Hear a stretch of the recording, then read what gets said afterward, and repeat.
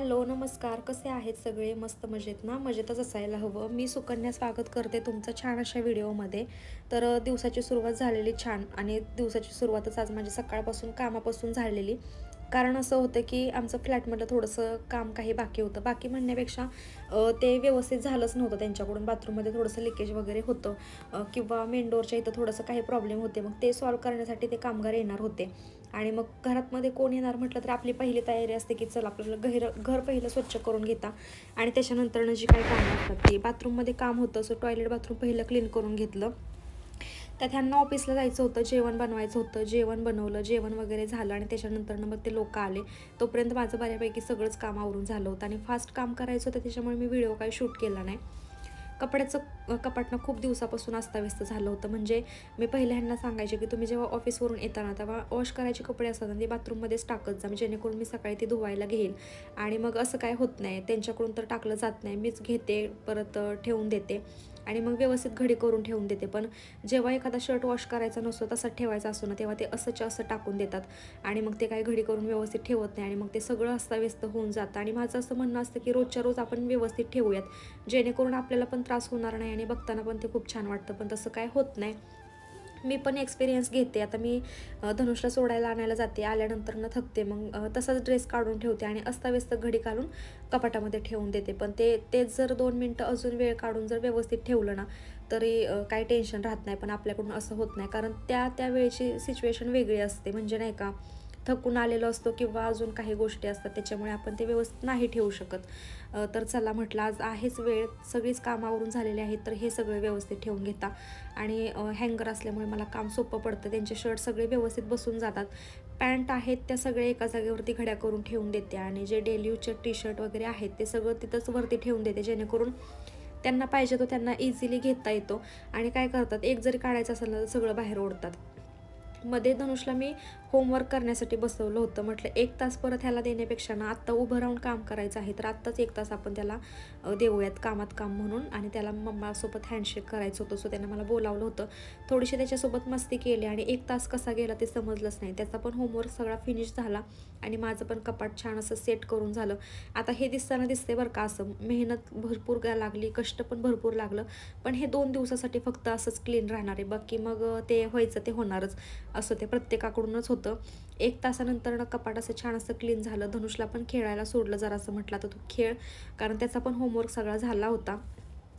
दुपारी म्हटलं आपल्यासाठी लिंबू सरबत बनवूयात. जेव्हा जेव्हा मला विकनेसपणा वाटतो ना, मग तेव्हा मी लिंबू सरबत नेहमीच घेते. आणि धनुषला मी ह्याच्या आधी काही देत नव्हते, म्हणजे कसं लिंबू वगैरे पिलं किंवा सर्दी वगैरे होण्याचे चान्सेस जास्त असतात म्हणून नको म्हणते. आणि आपण थंडच पाणी घेतो सरबतासाठी, सो देत नव्हते.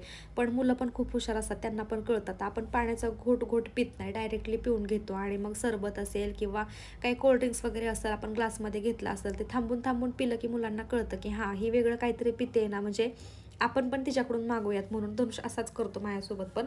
तर ठीक आहे म्हटलं आज द्यायला काही हरकत नाही, कारण आता त्याची सर्दी वगैरे सगळी बरी झालेली आहे. आणि मग म्हटलं दोघांसाठी पण बनवूयात. आणि उन्हाळ्यामध्ये तर हे बरंच पडतं. आपल्याला कामं करायची असतात, आपल्याला पण एनर्जी हवी असते, तर नक्कीच तुम्ही पण हे ट्राय करा. म्हणजे प्या तुम्ही पण, असं मला सांगायचं आहे तुम्हाला. छान एनर्जी येते आपल्याला. लहानपणी जेव्हा मम्मी आजी कोण सरबत बनवायचं ना, तेव्हा आपण असं सगळे मांड्या घालून आजीच्या शेजारी किंवा मम्मीच्या शेजारी बसलेलो असायचं, कारण टेस्ट करायला कोणाला भेटल ना ह्याची उत्सुकता जास्त असायची. म्हणजे मम्मी कोणाला देते, भैयाला देते का मला देते का अजून कोणाला देते, असं असायचं ना. आता स्वतःच टेस्ट करून बघितलं की कसं झाले. थोडीशी साखर कमी होती, पण ठीक आहे चल म्हटलं आपल्यासाठी, म्हटलं की आपण कसं पण करून पिऊन घेतो. त्यात एवढं काय करत बसत नाही की साखर कमी पडली आहे तर चल आपण टाकून घेता, परत फिरवत बसता. लिंबू वगैरे पिळलं, मीठ टाकलं आणि छान असं सरबत मिक्स करून घेतला. आणि धनुष तर वाटच बघत होता की आता मम्मा मला कधी प्यायला देते ते. थोडीशी साखर राहिली होती, मग परत ग्लासमधलं तांब्यामध्ये टाकलं. आणि माझं हे होतंयच तोपर्यंत जे कामगार येणार होते करायला काम, ते आले. त्याच्यामुळे मी धनुषला लिंबू सरबत देऊन दिलं आणि मग ते गेल्यानंतर माझ्यासाठी घेतलं. त्यांना असा फोर्स जरी केला ना की घ्या म्हणून, तरी पण ते नकोच म्हणतात. मग आपण त्यांच्यासमोर पिणं काय बरोबर वाटत नाही. मग ते गेल्यानंतर पिले. काम तर ऑलरेडी झालंच होतं, पण थोडा वेळ स्वतःसाठी पण मला पाहिजे असतो. म्हणजे थोडंसं मोबाईल वगैरे बघायला किंवा कुणासोबत कॉलवरती बोलायचं असेल तर त्यासाठी दिवसभर माझा व्हिडिओ वगैरे शूट करणं सुरू असतं, त्याच्यामुळे मला कुणासोबत कॉलवरती जास्त बोलता येत नाही. मग जो मधला वेळ असतो ना त्यावेळेस मला कुणाला व्हिडिओ कॉल करायचा असेल, माझी एक जवळची मैत्रीण आहे तिच्याशी व्हिडिओ कॉलवरती बोलते, किंवा मम्मीला फोन करून घेते त्या टायमिंगमध्ये, किंवा मावशीसोबत बोलणं असेल तर अशा सगळ्या गोष्टी. पण सगळे त्या टायमिंगला अवेलेबल नसतात, असं पण कधीतरी होतं. एक मैत्रीण आहे तिच्याशी व्हिडिओ कॉलवरती बोलले आणि नंतरनं मग चपाती होती शिल्लक राहिलेली, आणि शिल्लक राहिलेलं टाकून द्यायला मला अजिबात आवडत नाही, म्हणून मी चपाती तळली आमच्यासाठी. ही चपाती माझी शिल्लक होती, कारण मी सकाळी काय भात खाल्ला होता, फक्त चपाती खाल्ली नव्हती. मग दोघांसाठी पण नाश्ता बनवला, आणि धनुषला पण मी सवय लावली हे खायची, तो पण अगदी आवडीनं खातो. आणि हे तर बोलतात की मी जर चिकन खाल्लं ना तरी ते मला काय बोलणार नाहीत, पण जेव्हा चपाती तळून खाते ना तेव्हा ते बोलतात, हां तू एकटीनंच खाल्ली पण माझ्यासाठी तू ठेवली नाहीस बरं का. ते कारण त्यांना पण खूप आवडते तळलेली चपाती, आणि वेस्ट घालवण्यापेक्षा आपल्या पोटात गेलेलं काय वाईट आहे. म्हणून अशा काही गोष्टी करायच्या जेणेकरून आपल्या घरातले पण खुश होतील, आपलं पण पोट भरेल, आणि आपलं जे काय टाकून द्यायचं आहे ना ते पण वाचेल. आणि भारी वाटतं ना असं टाकून देण्यापेक्षा आपल्या पोटासाठी खाल्लं तर. दुपारी धनुचा होमवर्क सगळा कंप्लीट झाला होता, तरी पण त्याने ना ते स्टडी टेबल वगैरे काहीच उचलून ठेवलेलं नव्हतं, आणि त्याला एवढं पण जास्त उचलता येत नाही, म्हणून मग मी ठेवून दिलं.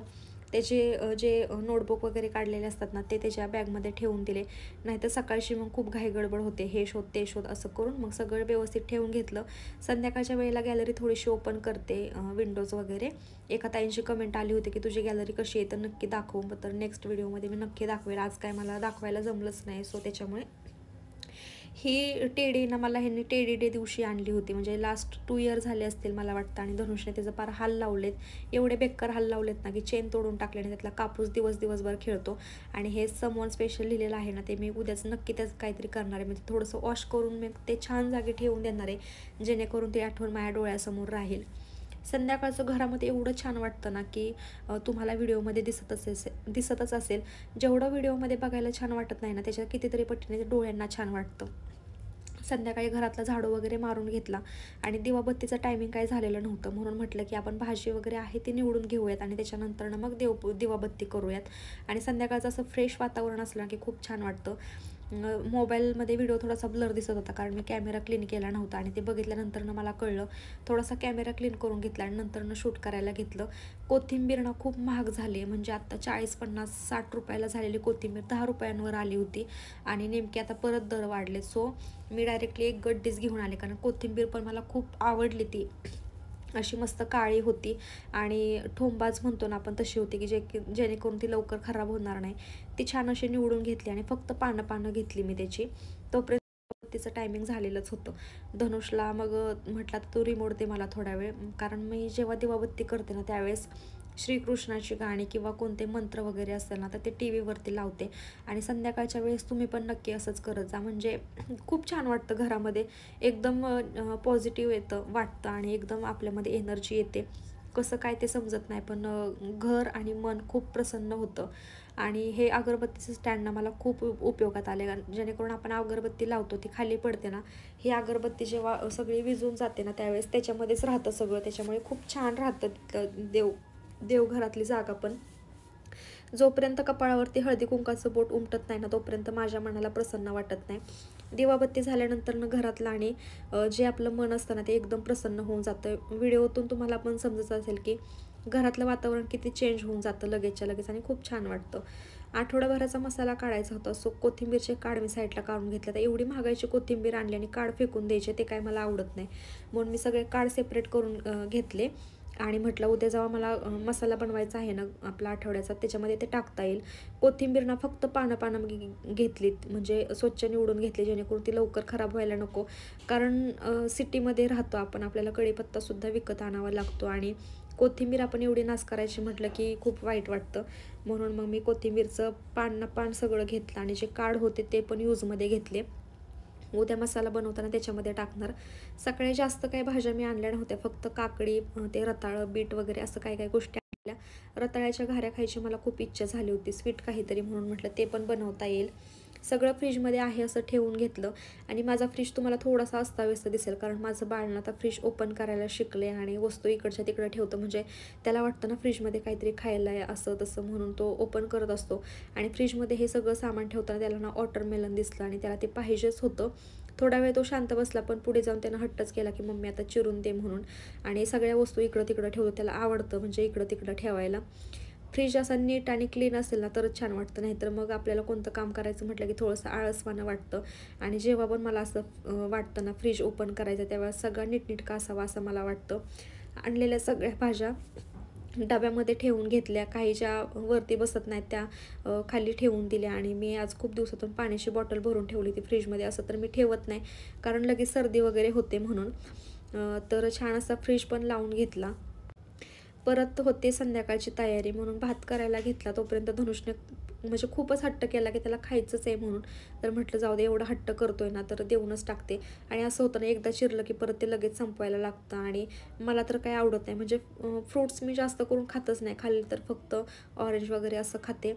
ॲपल वगैरे तर मला अजिबात आवडत नाही. सो मग त्याला वॉटरमेलन कट करून दिलं आणि त्याने पण खूप आवडीनं खाल्लं. मला वाटतं फर्स्ट टाईमच त्यानं खाल्लं असेल.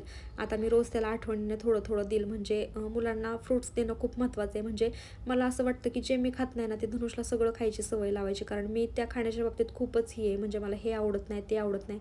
आणि धनुष सेम त्याच्या पप्पांसारखा झाला आहे. आता उन्हाळ्यात आपल्याला भरपूर पाण्याची गरज असते आणि मग वॉटरमेलनमधून तर काय पाणीच असते.